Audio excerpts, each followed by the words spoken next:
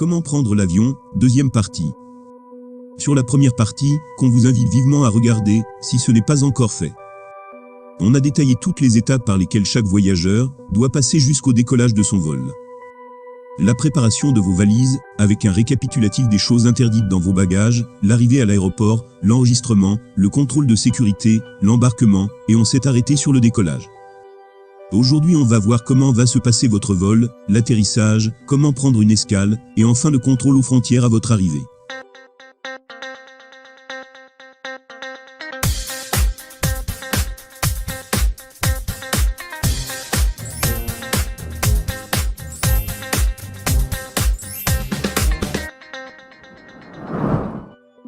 Bonjour, et bienvenue sur Canal Newman.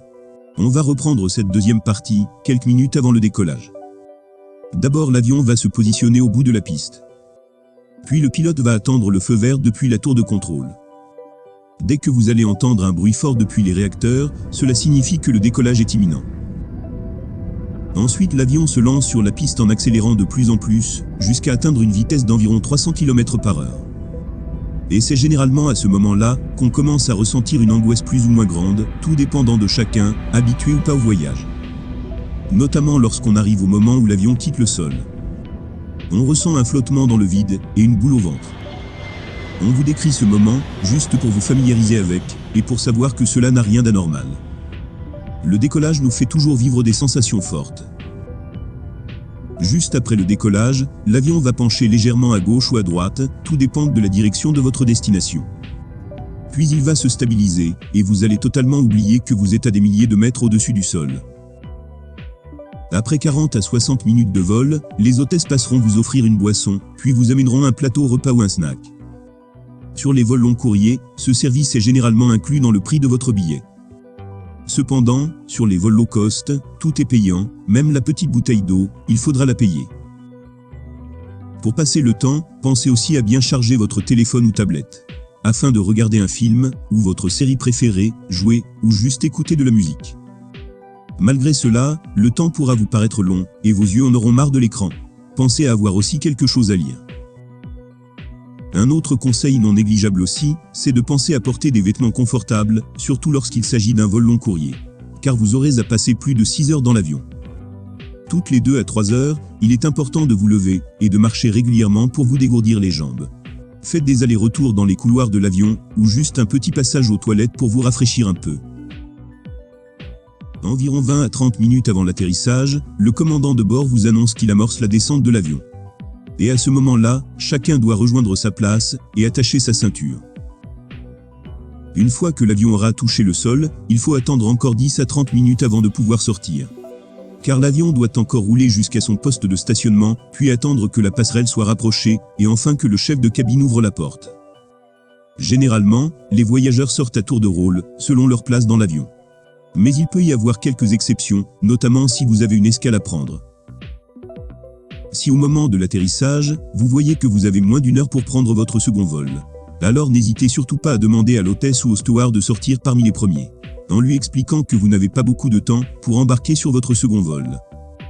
Raison pour laquelle, il est toujours recommandé de choisir des escales de minimum 1h30 entre les deux vols, surtout lorsque l'aéroport est grand, ce qui est souvent le cas. Sans parler du fait que parfois il arrive que le premier vol va être un peu retardé, donc cela va réduire encore plus votre temps d'escale. Alors encore une fois, ne négligez pas le délai de votre escale, s'il est trop court, vous risquez de rater le deuxième vol. Le délai idéal, c'est entre 2 à 3 heures. Plus, c'est bien aussi, vous allez juste vous ennuyer un peu en attendant votre deuxième vol. Ceux qui n'ont jamais fait d'escale peuvent aussi se demander pourquoi sortir de l'avion, et ne pas juste rester à notre place pour rejoindre notre destination finale. L'escale c'est en effet juste un arrêt entre 2 vols de correspondance. Mais il est très rare que ces 2 vols soient effectués par le même appareil. Le plus souvent c'est par 2 appareils. Donc il faudra sortir pour changer d'avion. L'autre question qui peut être posée aussi, c'est est-ce qu'on doit récupérer nos bagages et refaire l'enregistrement lors de l'escale. Généralement vous n'avez pas à vous soucier de faire suivre vos bagages pour le vol suivant. Les bagages doivent bien sûr être enregistrés au premier passage, ensuite ils seront pris en charge par la compagnie aérienne, qui s'assurera de les faire suivre sur le ou les autres vols, si vous avez plus d'une escale, et que vous les récupériez uniquement une fois à destination. Par expérience, on vous recommande de prendre des vols de correspondance effectués par la même compagnie. Et évitez de réserver vos billets séparément pour ne pas avoir à vous enregistrer encore une fois lors de votre escale. Assurez-vous aussi que l'hôtesse vous imprime votre deuxième carte d'embarquement lors du premier enregistrement à l'aéroport de départ. Une autre question qui est souvent posée aussi, c'est est-ce qu'on doit passer par des contrôles lors de l'escale? La réponse dépend de votre provenance et de votre destination finale. Voyage d'un État Schengen vers un autre État Schengen. Exemple de Nantes en France, à Rome en Italie. Vous n'avez aucun contrôle à passer. Voyage d'un État Schengen vers un État non Schengen. Exemple de Marseille en France, à Montréal au Canada.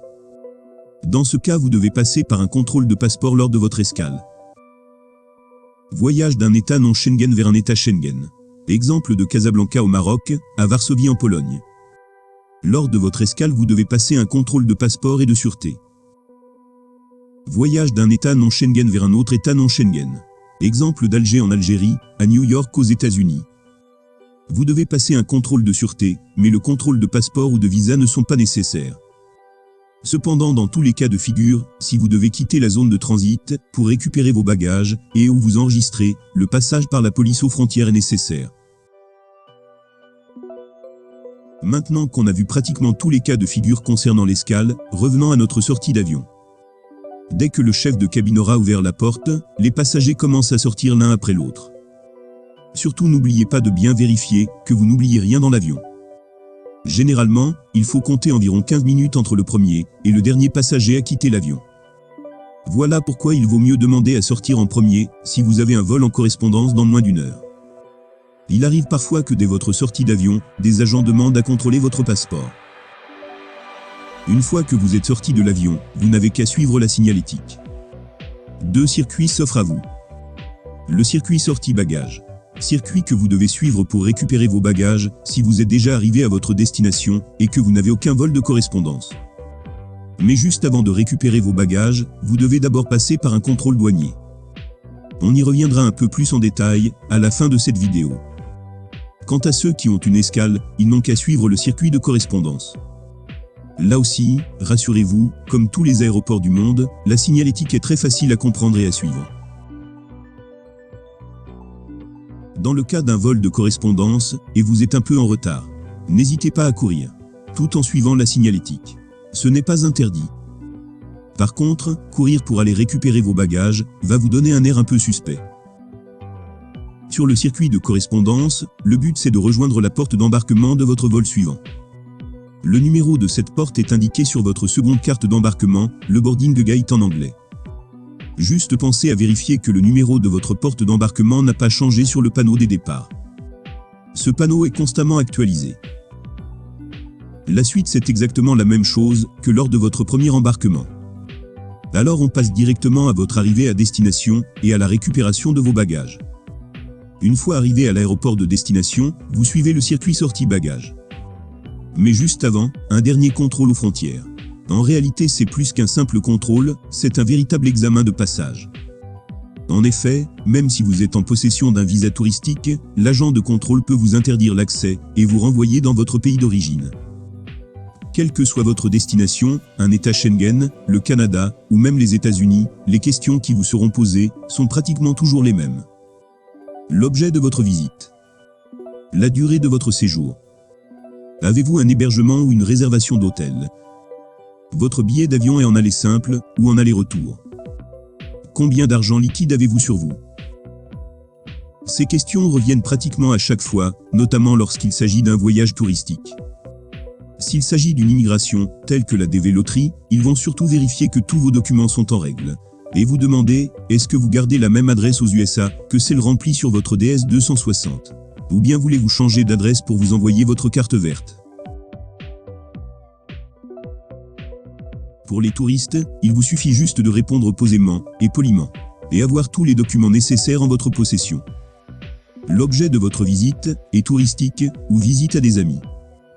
La durée du séjour, elle doit correspondre à votre billet d'avion. Si votre retour est dans 15 jours, alors vous ne pouvez pas répondre 20 jours. Le lieu de votre séjour, il est préférable d'avoir votre hébergement ou votre réservation d'hôtel sur vous, sinon, vous devez au moins connaître leur adresse et leur numéro de téléphone. Quant à la question sur le billet d'avion, comme il s'agit d'un voyage touristique, votre billet d'avion doit donc être un billet aller-retour, pas un aller simple. Et enfin, pour la question d'argent, c'est uniquement pour s'assurer que vous avez les moyens de subvenir à vos besoins durant votre séjour. Donc vous devez avoir avec vous un montant minimum pour pouvoir accéder au pays en question dans le cadre d'un voyage touristique. Ce montant varie d'un pays à un autre.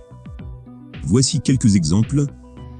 La France, 120 € par jour et par personne, ou 65 € par jour, si vous avez une réservation d'hôtel.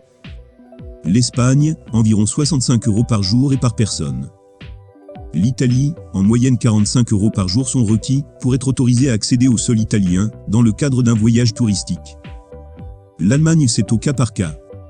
De toute façon, peu importe le pays que vous avez l'intention de visiter, pour ne pas avoir de mauvaises surprises, prévoyez un budget d'au moins 60 € par jour, ou équivalent dans une autre devise. Bien que les questions de l'agent aux frontières puissent parfois prêter à sourire, ou vous sembler déplacé, vous serez tenu d'y répondre sous peine de ne pas pouvoir franchir la frontière. Une fois que c'est fait, l'agent va mettre un tampon sur votre passeport indiquant votre date d'entrée, puis vous pourrez enfin aller récupérer vos bagages. Si vous avez bien suivi nos conseils de la première partie concernant la préparation de vos bagages, alors vous n'aurez rien à déclarer au service douanier et vous pouvez quitter directement l'aéroport et bien profiter de votre séjour. Si vous avez d'autres questions, n'hésitez pas à les poser sur les commentaires, on tâchera d'y répondre. En attendant, on vous remercie de nous avoir prêté votre attention et on vous donne rendez-vous très bientôt.